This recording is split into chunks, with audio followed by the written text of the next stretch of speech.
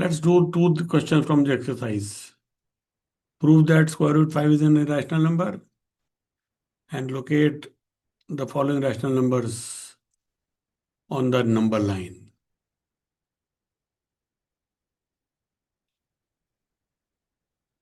Right?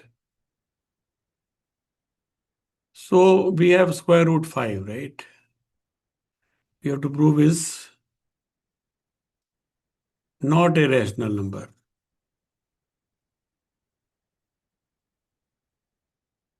We could have square root 2. We could have square root 7. We could have square root 11. Right? We could have, for that matter, square root of 15. कहने का मतलब है all these numbers में क्या खास बात है? They are either prime numbers or they are composites of primes, right? And like this. And they don't have the same prime twice. For example, if you have the same prime twice, like 5 into 5, then it become rational, right? It become 5, right? So you should have a number in which you have prime number 1 into prime number 2 into prime number 3. You can have as many, right? But only condition is if this P1 is coming twice, P1 into P1, then it will become rational, right? You see that? Right? Now, why this becomes irrational? How do we prove it, right? How do we prove it? तो मुझे बताओ कि हम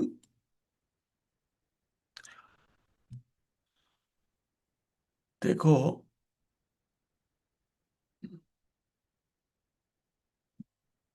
अगर हम number को square करते हैं, कोई नंबर है, there is also number, right? If it is a perfect square, ये ऐसा है ना? अगर ये परफेक्ट स्क्वायर कब होगा? परफेक्ट स्क्वायर कब होगा ये? जब P1 दो बार आएगा। these are प्राइम नंबर ना, इनको फैक्टर तो है नहीं इनके।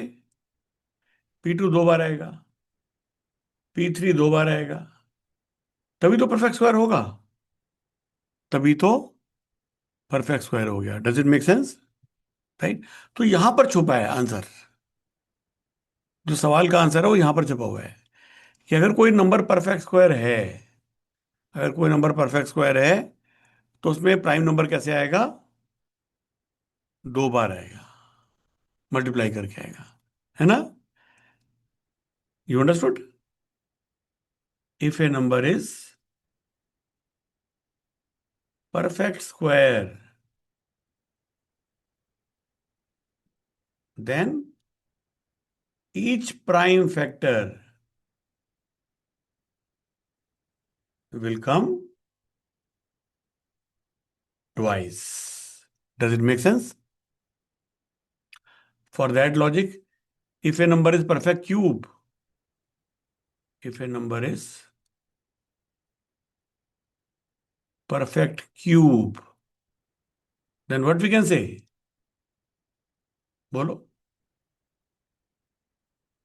So that each prime number will come thrice. Yeah, each prime factor will come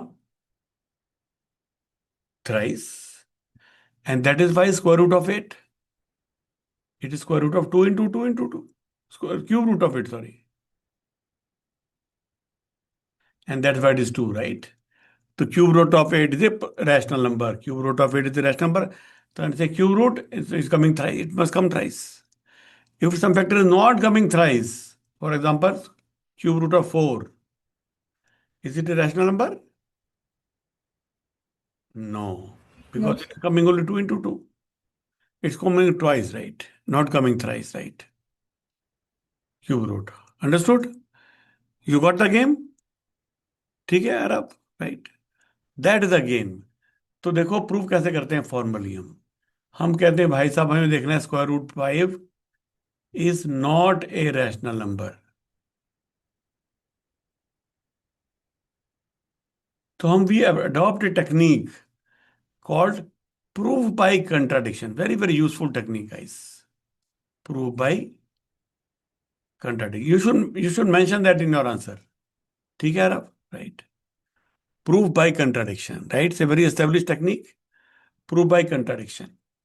So we use it many times. Proof by contradiction. So how does it work? We say, let us say square root 5 is a rational number. Let us say square root 5 is a rational number. Right? Then what does it mean? That is, any rational number can be expressed in the form of p by q. That is the basic definition. It can be expressed as p by q, where what are the conditions? Where Q is not equals to 0 and Q P and not equal to 0. P and Q are coprime is not a condition for rational number. But any rational number can be expressed in the form where P and Q are coprimes. PQ coprimes. तो हमने ऐसे express किया है कि P and Q are coprimes. ठीक बात है, right? इसका मतलब क्या हुआ? Square root 5 is equal to P by Q. अब आप स्क्वायर कर दो, square both sides.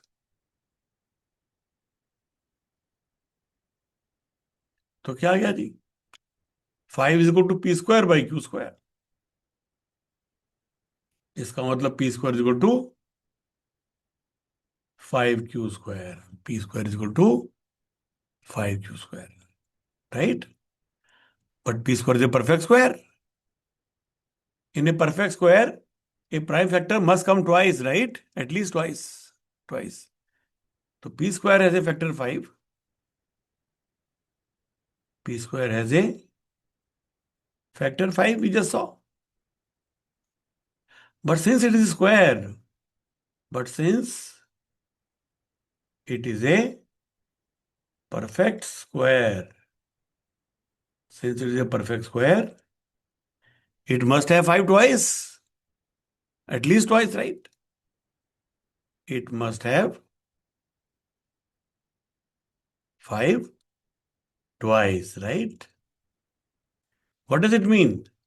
That means q square must be having some 5 hidden in it, right? Huh? It implies q square has a factor 5. Q square has a factor 5, right? Q square has a factor 5. Q square has a factor 5, right? तो let us say q square is, वैसे तो q square में same लिखेंगे, since a perfect square it must be having 5 twice, right? It can't be having just once, right? पर चलो वहां तक हम नहीं भी जाए, हमें फर्क नहीं पड़ता. तो I can still say that q square is, some 5 times some number, since it has a factor 5. तो p square by q square क्या हो गया? p square was 5q square. नहीं, p square was 5q square, but we said that p square is factor, but since it is a perfect, must have factor twice, right? So what does it mean? Okay, right. Factor twice, right? What does it mean? That means p also has a factor 5, right? P has a factor 5, right? Because p square has it twice, right? So p will have it at least once. P will have it at least once. But as we earlier said that q square has a factor 5. Sir, p square is equal to 25 m square. Right. So p has a factor 5 and q square has a factor 5, but q square must be having twice, right? Since it is square. Since it is square, q square must have 5 twice, which means that q must have factor 5, right? So q has factor 5. Understood? So since p has a factor 5 and q has a factor 5, that means p and q are not coprime. And therefore p and q are not coprime. But that violates our initial assumption that it was a rational number and it could be expressed as p and q are coprime. But we can never express them as coprime, which means our assumption is wrong. That square root 5 is a rational number and it is an irrational number. Proof by contradiction. Right. So this PQ have a common factor 5, right? But this violates the initial assumption,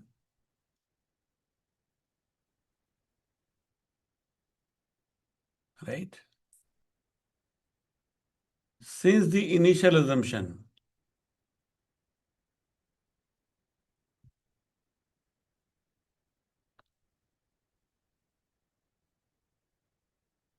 is always violated,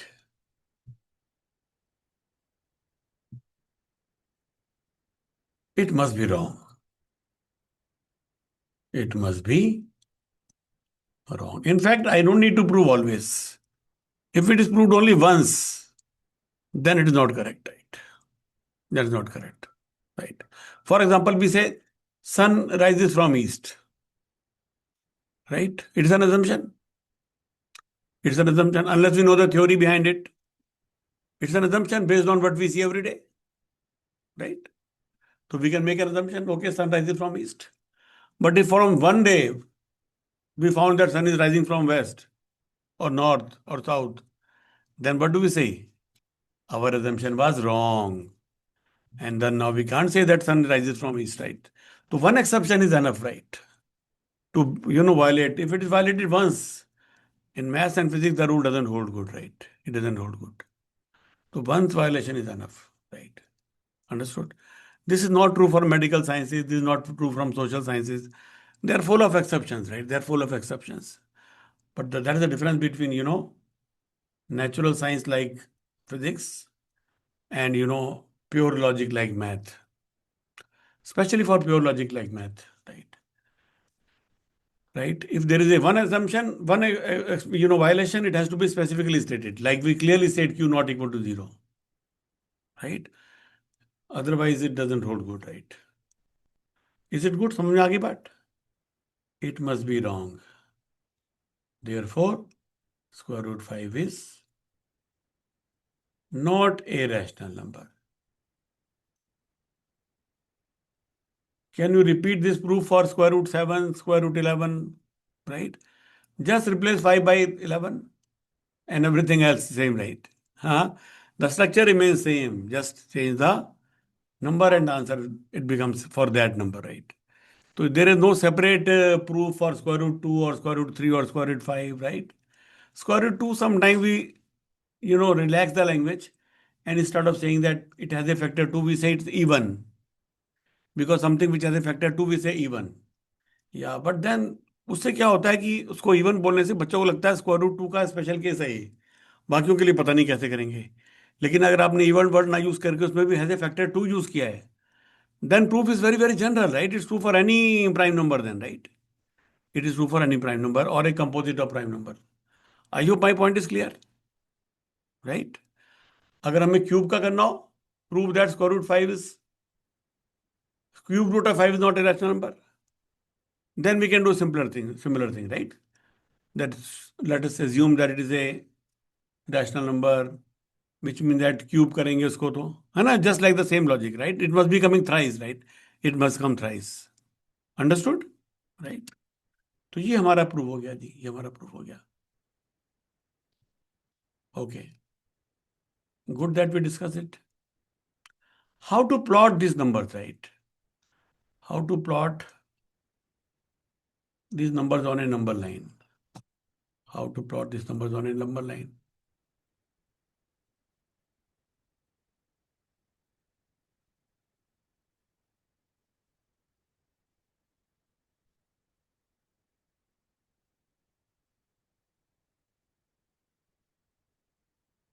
कैसे plot करेंगे? 0.532 तो कोई ज्यादा difficult काम नहीं है. कैसे करना है? सिर्फ थर्ड डेसिमल प्लेस तक जा रहे हैं ना, तो हमारा क्या होना चाहिए? नंबर हमारे, अगर मैं ऐसा नंबर लाइन बनाऊंगा, मान लीजिए इसको मैं 0 कहूँ, इसको 1 कहूँ, इसको 2 कहूँ, इसको 3 कहूँ, इसको 4 कहूँ, तब तो मेरे लिए 0.5 भी प्लॉट करना मुश्किल है, क्योंकि मेरे बीच में और कोई डिवीजन बना ही नहीं है. ठीक है ना? Even that is difficult, right? हाँ, अगर मैं डिवीजन बनाता हूं बीच में, मान लीजिए इसके बीच में मैं 2 डिवीजन बना दूं, तो फ्री हो गया 0.5, ऐसा हो गया। अगर मैं 0 और 1 के बीच में 10 डिवीजन बना दूं, तो मुझे क्या करना पड़ेगा, सफिशिएंट स्पेस लेना पड़ेगा इनके बीच में, जिससे कि मैं 10 डिवीजन बना सकूं, वरना कैसे बनाऊंगा? है ना, जैसे स्केल में बनी होती है, 1 2 3 4 5 6 7 8 9 10, राइट? क्यों जी? ये 0 है, ये 1 है, तो ये 0.1 हो गया, ये 0.2 हो गया, 0.3 हो गया, 0.4 हो गया, 0.5 हो गया, 0.6 हो गया, राइट? हमारा 0.532 क्या है? 0.5 और 0.6 के बीच में पहले ऐसा देखना आना चाहिए, राइट? तो मैं क्या करूं, 0.5 और 0.6 को, इसको जूम कर दो। क्यों जी? मान लो इसमें 10 डिवीजन बना दो, ठीक है जी? ये थोड़ी अनइक्वल बन गई। You got the basic drift, right? तो ये क्या हो जाएगा? 0. बोलो, 5 1, राइट? 1 5 2 5 2 ऐसे चलता रहेगा, it will work like this. तो 0.53 हमारा ये आ गया, और 0.54 यहाँ आ गया। तो हमारा आंसर क्या है? 0.53 और 0.54 के बीच में। You understand that, right? हम कहेंगे भाई साहब अभी इसमें बहुत कम स्पेस है, और जूम करूं मैं इसको अगर, तो मैं क्या करूं, यहां पर लूं मैं 0.53, और यहां पर लूं 0.54। अब मैं इसमें 10 डिवीजन बना लूं,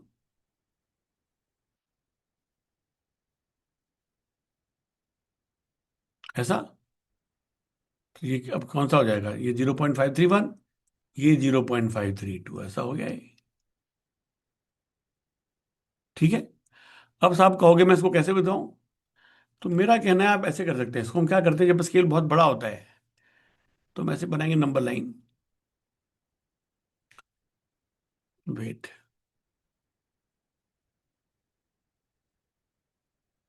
मान लो मैं यहाँ 0 लिख दूं, इसके बाद हम क्या करते हैं, यहां पर एक ऐसे ब्रेक दिखा देते हैं ऐसा। इसका मतलब है बीच में कंटिन्यूड है, मैं सारा नहीं बना रहा, ठीक है? यहां पर मैं बना दूं 0.53, यहां बना दूं 0.54, और इनके बीच में 10 डिवीजन बना दूं,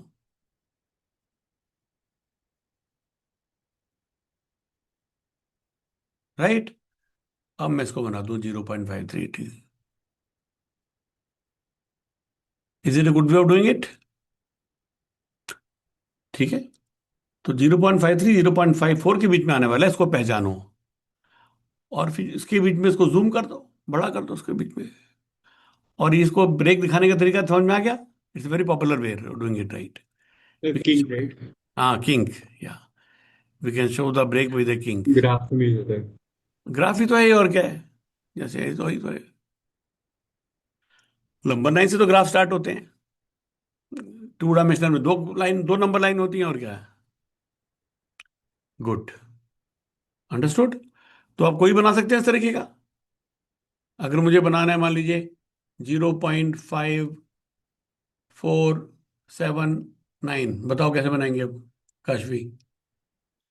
क्या करेंगे हम? So we know that the main point will lie between 0.547 and 0.548. So we'll draw the number line. We'll start with the 0. We'll add a king, then mark the point 0.547. Then we'd mark our point 0.5479, and then we'd end the line with या 0.547. और यहां से जैसे मैं तो ऐसे approximate कर लिया, आप क्या कर सकते हो, एक्चुअली स्केल लेके, आपके पास स्केल होता है ज्योमेट्री बॉक्स में, ऐसे करके 10 निशान लगा दो उसके अंदर, और इसको 0.548 लिख दो। समझा के बराबर निशान लगा दो 10, और फिर ये कितना हो गया? 0.5479, ये हो गया, राइट? आसान है, राइट? ठीक है गाइस।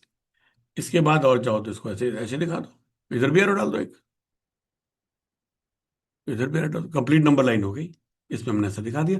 एक किंग हमने क्या ऐड किया है, राइट? और जो स्केल को हमने बहुत छोटा वो कर दिया, बहुत जूम कर दिया स्केल को. Great way of doing it, right? Nice. How to plot the, you know, repetitive number, right?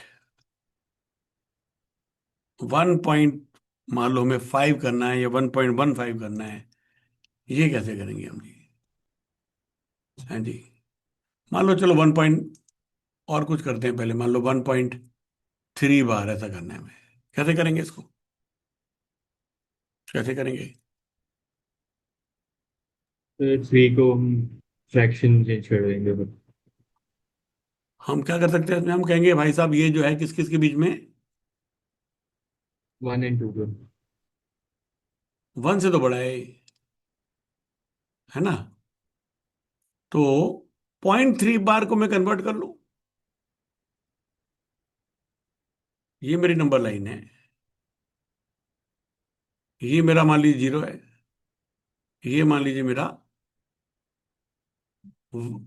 आ, या फिर यहां पे मैं किंग दिखा दूं, क्या फर्क पड़ता है? ठीक है ना, ये मेरा 1 है, ये मेरा मान लीजिए 2 है. ठीक है. तो 1 और 2 के बीच में होने वाला है 1.3 जो है बार, राइट? 1 और 2 के बीच में होने वाला है. तो 0.3 बार को हम जैसे सॉल्व करते हैं अलजेब्रा में सॉल्व कर लें. 0.3 बार इसको ले लूं तो 10s कितना हो जाएगा? 3.3 बार. 3.3 बार। तो 9s कितना हो गया हमारा? 3. 3। तो s कितना हो गया? 1/3। 1/3. तो 0.3 बार इज लाइक 1/3, राइट? तो 1.3 बार क्या हो गया? 1 + 1/3. ऐसा हो गया कि नहीं? इसका मतलब एक तो पूरा 1 प्लस अगले 1 का थर्ड पार्ट, अगले 1 का थर्ड पार्ट, 1 का थर्ड पार्ट, राइट? तो अगला 1 तो ये है. इसका थर्ड पार्ट करने का क्या तरीका बताया था? ऐसे बना सकते हैं, 1 2 3, इसको इससे ज्वाइन कर दो और इसके पैरेलल लाइन यहां बना दो. सारी पैरेलल लाइन बनाने की जरूरत नहीं है, एक ही बहुत है. तो ये हो गया ना हमारा 1.3 बार.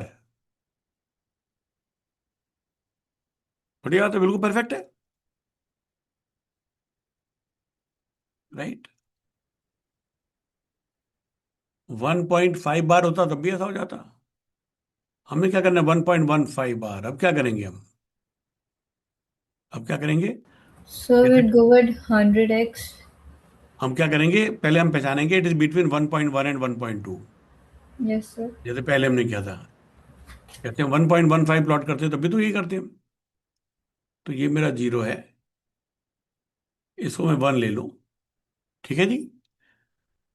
तो 1.1, इसको मैं 1.1 ले लूं rather, if I take it at 1.1. समझ में आ रही बात? तो 1.1 और ये 1.2 इनके बीच में होने वाला है, राइट? 1.1 से, राइट, इसके बीच में होने वाला है. तो क्या करें इसको? क्या करें? फिर 0.15 बार को फ्रैक्शन में। हम्म. हाँ, या तो मैं इसको ऐसा करूं कि ये 1.1 और 1.2 के बीच में है. 1.1, हाँ, 1.1 और 1.2 के बीच में है. ठीक है ना? 1.1 और 1.2 के बीच में है. तो 1.1 तो ये आ गया. इसके बियॉन्ड कितना जाना है मैंने? So ये कितना है? 1.11. This is 1.1 plus 5। 0.05 बार, ऐसा है ना ये?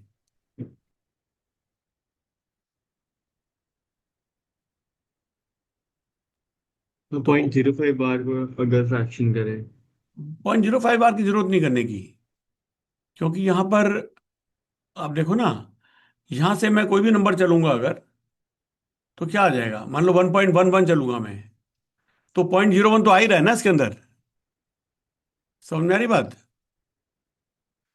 क्योंकि why am saying this thing, कि अगर मैं इसको ऐसा करूं, अगर मैं ऐसा करूं, कि लेट एक्स बी 0.05 बार. ठीक है. अब बताओ क्या हो जाएगा? अब क्या करेंगे इसको हम? 10x is equal to 10x is 0.5 bar. उसके बाद क्या करेंगे? 100x is equal to 5.5 bar. उसके बाद क्या करेंगे? So So 90x is equal to 90x 5. goes to 5. x कितना हो जाएगा? 1 upon 1 by 18. 1/18। तो 1.1 के बाद हमें क्या करना पड़ेगा? है ना, ये 1.1 था, इसको बढ़ा देता हूं। दिस वॉज 1.1, दिस वॉज 1.2, तो दिस इज 1.1 प्लस 1/18, राइट? अब मुझे क्या करना पड़ेगा? अगर बात बन 18 divisions. सही नहीं आ रहा ना आंसर। 1.1 प्लस 0.05 बार को मैं लिख रहा हूं, तो ये 0.05 यहां से स्टार्ट हो रहा है, जीरो से स्टार्ट हो रहा है, जीरो से 1/18 है, राइट? मतलब पूरे 1 का 18 पार्ट, राइट? हमें पूरे 1 का 18 पार्ट नहीं चाहिए, हमें 0.1 का 18 पार्ट चाहिए। आई बात समझे? इससे तो हमारा गलत आ रहा है आंसर। हमारा 1.1 1.15 बार कहाँ आना चाहिए? तो 1.15 से बड़ा। 1.1 से अगर 18 डिविजन करें ये 1.15 है कि नहीं? इससे बड़ा आना चाहिए। Make sense? इससे थोड़ा सा बड़ा आना चाहिए। लेकिन अगर मैं इसमें 1/18 नॉट करूं, क्या होगा? ऐसा बनाऊंगा, इसके 18 टुकड़े करूंगा,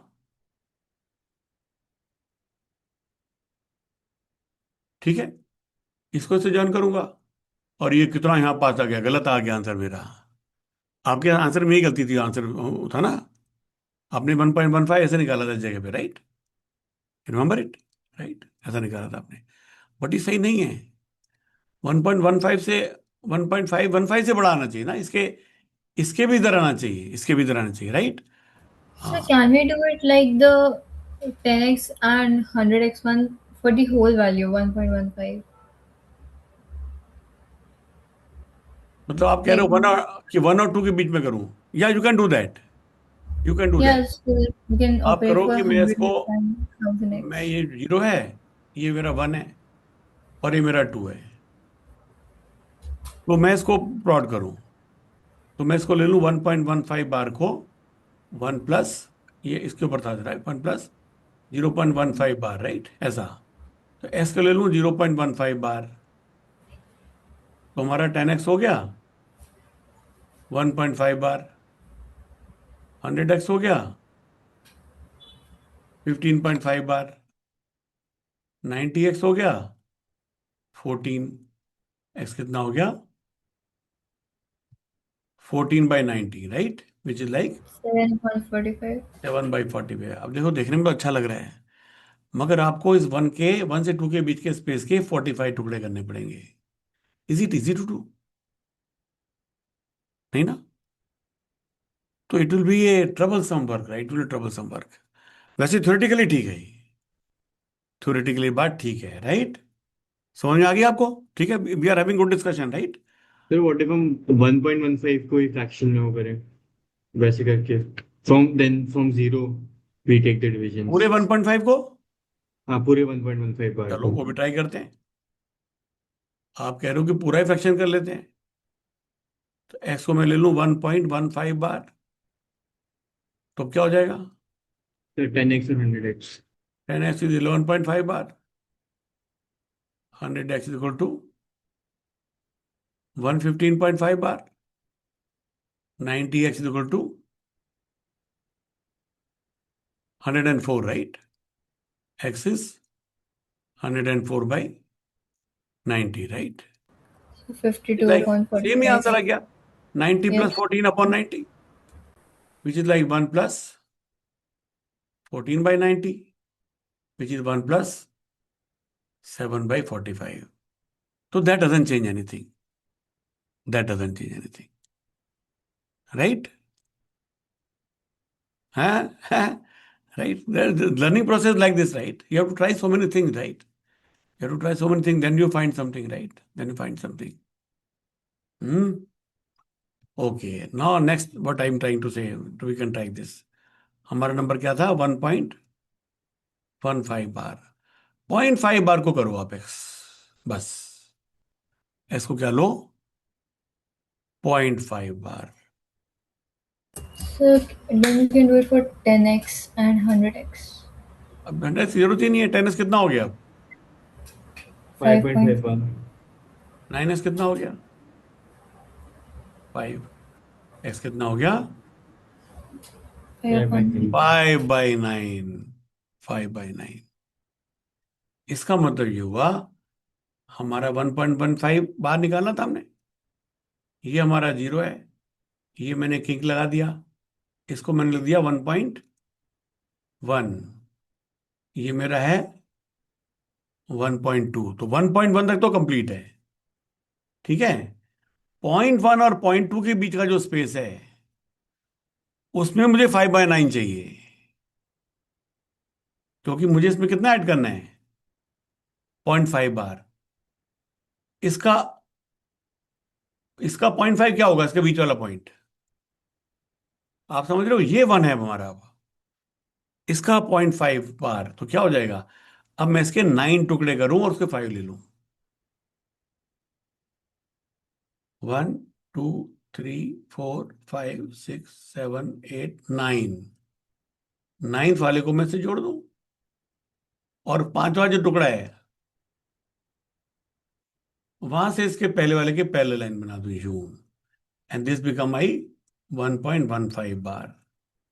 I hope you understand it. ठीक है। फायदा क्या हुआ?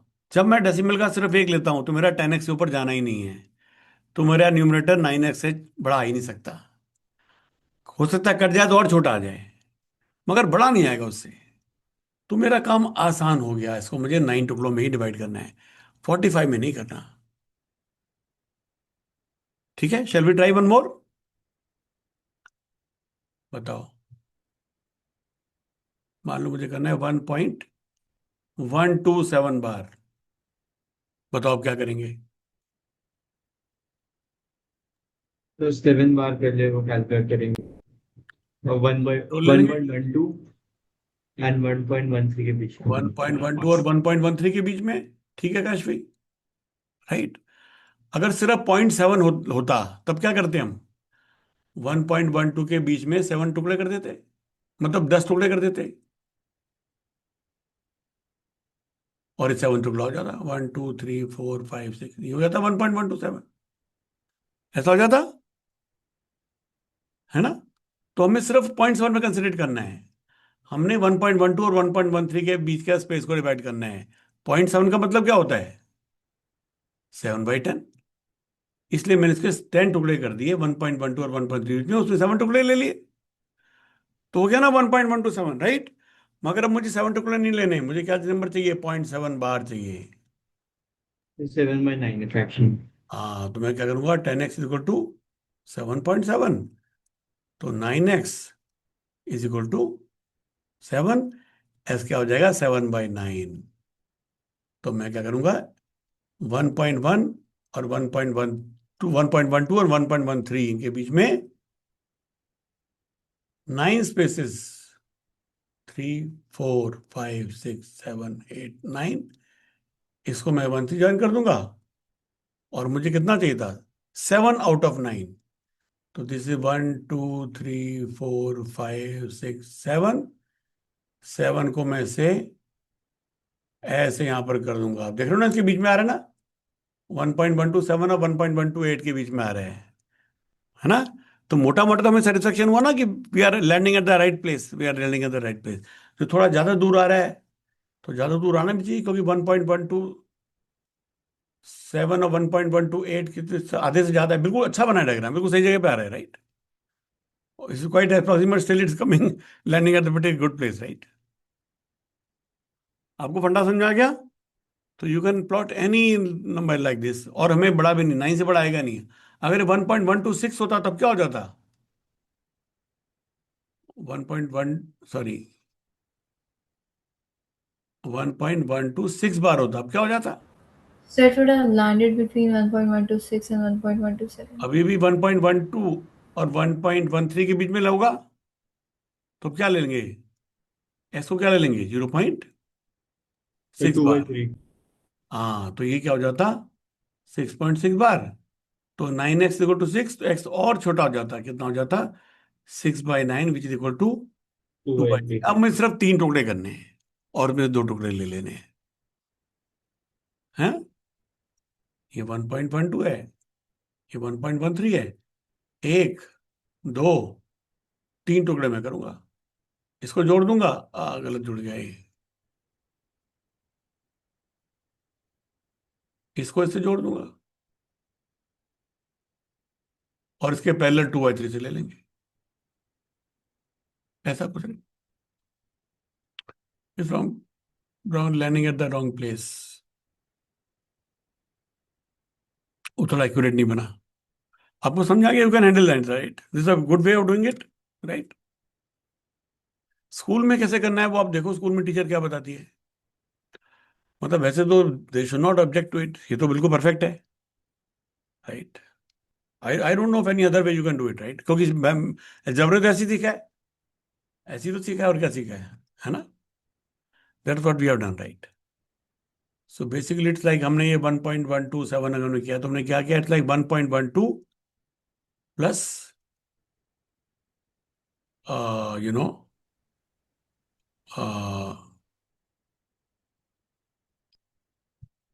the space between 1.123 7/9 था, right? Plus 7/9 of the space between 1.12 and 1.13. That's how we have done it, right? It is 1.12 plus 7/9 of the space between 1.12 and 1.13. After all, it is between 1.12 and 1.13. I hope it is very, very clear. Right. So, chalo, this was good. Anything else? Sir एक doubt sir, question number 16। Question number 16.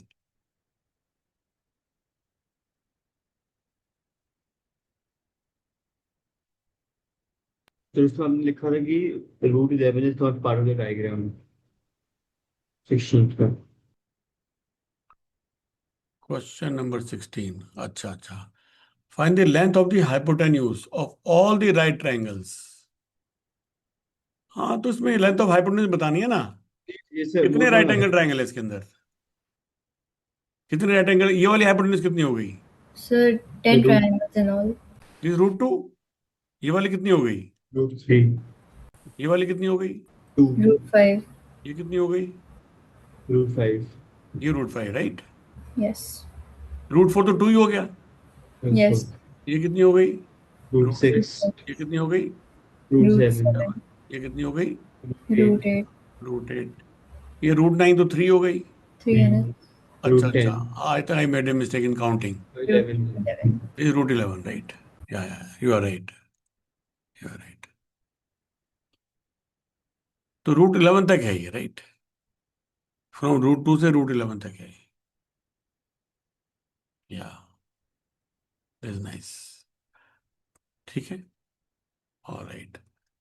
तो हमें अगर number line पे plot करने होते हैं कैसे करेंगे हम? सपोज हमें नंबर लाइन प्लॉट करने हैं तो हम ऐसे ही कर सकते हैं इनको।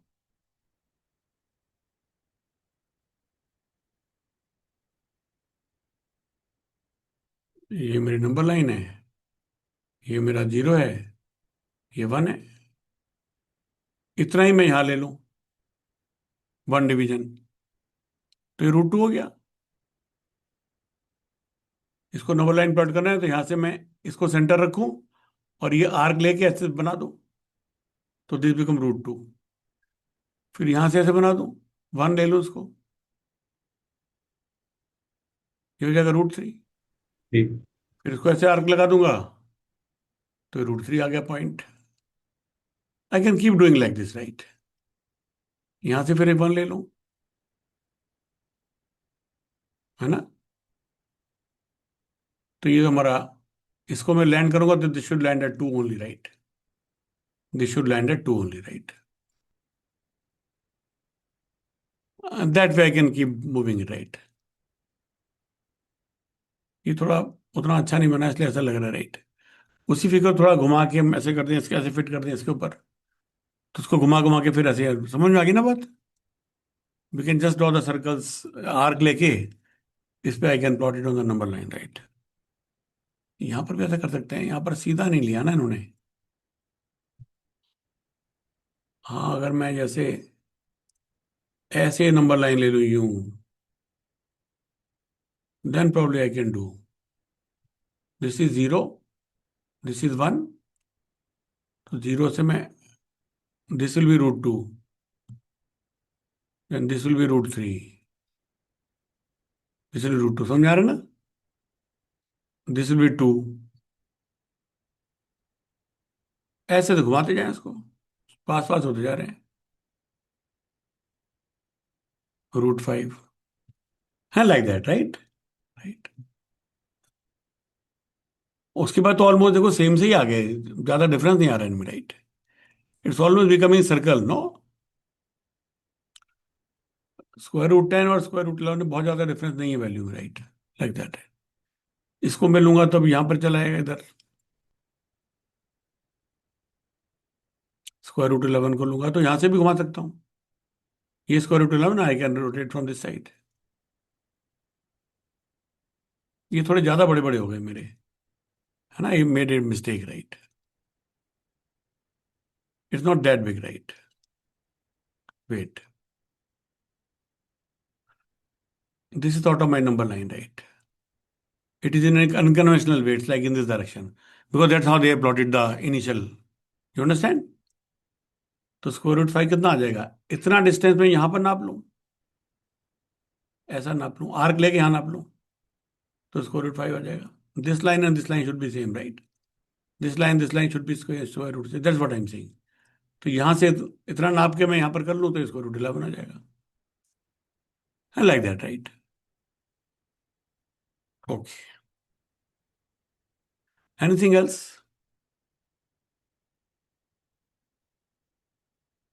चलो अभी नया चैप्टर हम शुरू करेंगे नेक्स्ट टाइम, राइट. अभी आपको कुछ आइडेंटिटीज एक दो बता देते हैं.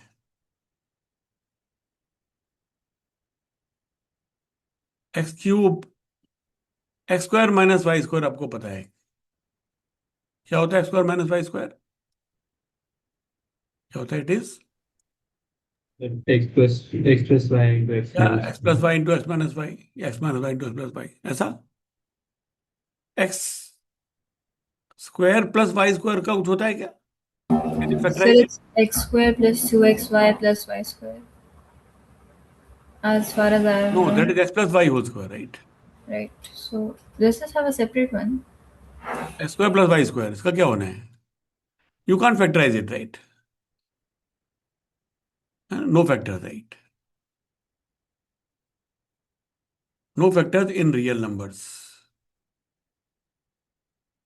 No factors in real numbers. No factors in real numbers. जैसे इसमें दो फैक्टर्स है ना, ये फैक्टर्स किसे कहते हैं जिनको प्रोडक्ट से नंबर आता है, that is called factors, right. Right. इसको आप ये तो लिख सकते हो, you can write it as x plus y whole square minus two x y. शायद आप ऐसा कुछ कहना चाह रहे थे, right. But these are not factors, right. these are not factors. They are, it's like an expression. these are the terms. these are two terms, not two factors. You know the difference between the two, right? So these are two terms. These are two terms, right? One term is x plus y whole square, other term is minus 2xy. ठीक बात है ना यार, right. These are not factors, right? इसके factors अगर मैं कहूं तो उसके आगे बाद में पढ़ोगे कॉम्प्लेक्स नंबर में. इसके फैक्टर्स होते हैं x plus i y into x minus i y. Just for the sake of general knowledge, I'm saying to write. Just for the sake of general knowledge. These are the, factors in complex numbers.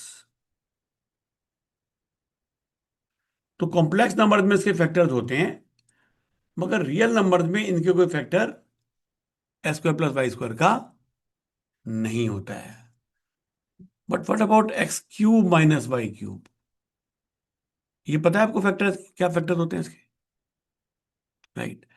It can be written as x minus y into x square plus x y plus y square. वाह भाई वाह. X minus y into x y plus. ये आपका आगे chapter आने वाला है factorisation जिसमें है, उसमें होगा, but since we had some time तो I thought I just use it as a filler and let you know something useful which is part of the syllabus in any case.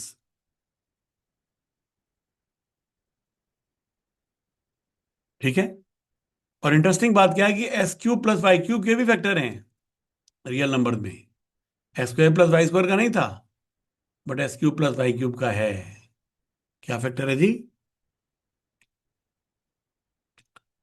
X plus y into x square minus x y plus y square.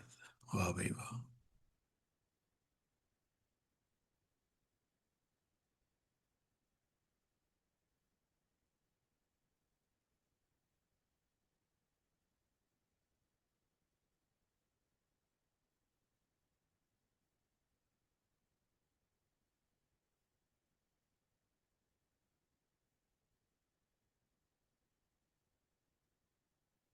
Right.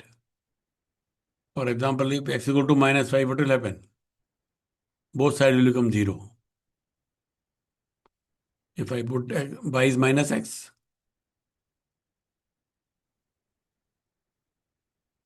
तो क्या हो जाएगा यहां पर? ये तुम यहां से भी निकाल सकते थे ना, इससे ये डिराइव कर सकते हैं कि नहीं?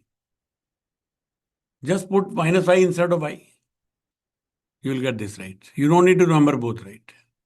You remember one, this you can derive other, right? Instead of y put minus y, तो माइनस वाई क्यूब क्या हो जाएगा? Minus y cube. ये क्या हो जाएगा? X plus minus y, square का तो प्लस ही रहेगा, और यहां पर माइनस एक्स वाई। समझ में आ गई बात क्या कह रहा हूं मैं? राइट। तो ये दोनों बड़े यूजफुल है जी।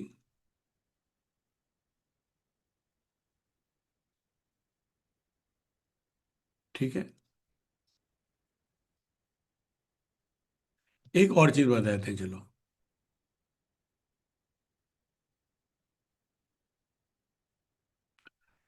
एक्स माइनस वाई का whole square plus y minus z whole square plus z minus x whole square, ये कितना हो जाएगा जी? बोलो। दिस विल इक्वल टू क्या होगा? बोलो। X square plus y square minus 2xy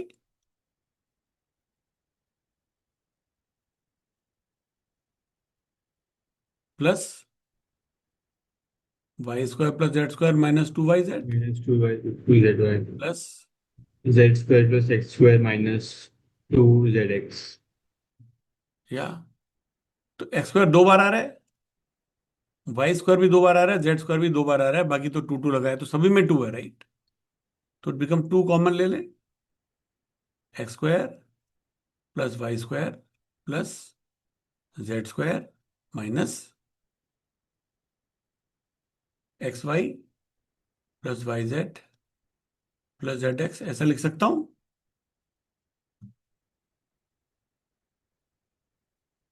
and any doubt about this? Is it fine? तो we can say that x minus y square plus y minus z square plus z minus x square is equal to this, right? Right. अब इसमें एक interesting चीज क्या है, note that left hand side is always positive. Note that LHS is always positive except when they are all zero, except when x, y, z are all zero. Even if one of them is not zero, this is going to be positive. Because it's a square, right? All the terms are square. All the terms are square. ये ठीक बात है। ऐसा related concept आपकी exercise में भी था ना, इस वाली एक्सरसाइज नंबर वाली में, जीरो वाला कंसेप्ट जो था, राइट? ये ठीक है। मोर देन जीरो, पॉजिटिव का क्या मतलब है? LHS is greater than zero. इसका मतलब क्या हुआ? RH is also greater than zero. इसका मतलब क्या हुआ? X square plus y square plus z square, it has to be greater than minus, मतलब या दो स्टेप में लिख दूं अगर, minus x y plus y z plus z x is greater than zero. समझ आती बात? इसका मतलब x square plus y square plus z square is more than x y plus y z plus z. समझ में आई बात है? क्या हमने एक्स वाई जेड पे कोई रिस्ट्रिक्शन लगाई थी? कोई रिस्ट्रिक्शन नहीं लगाई थी, सिर्फ एक रिस्ट्रिक्शन लगाई थी, they are not all zero, they are all not. जिसके अलावा कोई भी रिस्ट्रिक्शन नहीं लगाई थी। Could they be square root number? They could be rational. They could be negative. They could be positive. They could be anything, right? They could be anything. We could not. They could be any real number, right? At least one of them should be non-zero, but they are all real numbers. इसका मतलब क्या हुआ? किन्हीं भी तीन ऐसे numbers के लिए एक्स वाई जेड के लिए हमेशा क्या होगा? सपोज द नंबर्स आर 1 5 7, कोई भी ले लें हम, तो हमेशा 1 square plus 5 square plus 7 square will always be more than their dissimilar pairs, right? The sum of their similar pairs, sum of their own pair, right? Their own squares is always more than the sum of their pairs, like 5 1 into 5 plus 5 into 7 plus 7 into 1. Is it not interesting? It will always be like this. ये कितना है? देखो ये कितना, left hand side कितनी है? It is 1 plus 25 plus 49. So what we are saying, it is without knowing the number, we know that this is always be greater than 5 plus 35 plus 7, right? This 47। ये तो काफी बड़ा है उससे, ये तो उससे काफी बड़ा है, और कुछ भी होगा हमेशा ही बड़ा रहेगा। Interesting guys, right? तो you learn three good things at the end of the class, right? X cube minus y cube, x cube plus y cube, and this relation, that relation for any real x y z out of which any one is not zero, या one को भी non zero अगर मैं ना कहना चाहूं तो मैं क्या कह सकता हूं? I can make it even more general. X square plus y square plus z square is more than equal to xy plus yz plus zx, for all real xyz. It is always true. कोई भी हम तीन number ले लें, उनका square का सम, उनके dissimilar, उनके तीन पेयर बन सकते हैं ना तीन नंबर के, ए बी बी सी सी ए, उनके प्रोडक्ट प्रोडक्ट के सम से हमेशा बड़ा होगा। There is a power of symmetry, this is more symmetrical, right? This is more symmetrical. ऐसे मान लो जब, जैसे भी, तो it's an interesting proof of this. Okay, let's stop here. Any questions? So next time we'll think of doing something more useful. Since we'll not, we can do some more things like, अभी तो हम क्या है, हमारे 9th class तो है ही है. We are not that small, right? Yeah, so we can maybe learn a little more bit of graphs and some, some more, graphs, I think something which is more pretty useful, right? तो थोड़ा visualization अगर graphs के बारे में better रहेगा, तो that will be useful. तो maybe we can do some more of quadratic equations. अभी हमने लीनियर इक्वेशन की है, जैसे 3x plus 5 is equal to 7, इस टाइप की कुछ, राइट? या है 3x minus 2 is equal to 0, ये किस टाइप का है? ax plus b is equal to 0, ऐसे होगी, राइट? क्या कहते हैं इसको? क्या कहते हैं इसको? Linear equation. Linear equation. अगर क्वाड्रेटिक इक्वेशन होगी तो क्या होगा? It will have a quadratic polynomial, will have three terms, right? Let us say ax square plus bx plus c is equal to 0। इसमें क्या होने वाला है? इसमें x की वैल्यू क्या होती है? इसमें x की वैल्यू क्या होती है?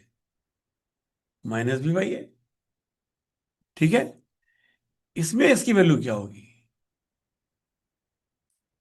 ठीक है, let's try to explore it in one of the classes. Okay, for that matter I can go on and on. What about it was like ax cube, cubic equation, plus bx square plus cx plus d, चार term आ जाएंगे ना इसमें। This is cubic equation, इसमें x की value क्या आएगी? है लाइक दैट, राइट? तो वहां तक नहीं जाएंगे, पर क्वाड्रेटिक तक तो आपको आता ही है, थोड़ा बहुत 8th में भी आपने किया होगा क्वाड्रेटिक का, तो बाकी 9th में तो काफी करोगे ही। तो यहाँ तक तो हम कर ही लें. ओके गाइस, हाँ, थैंक यू.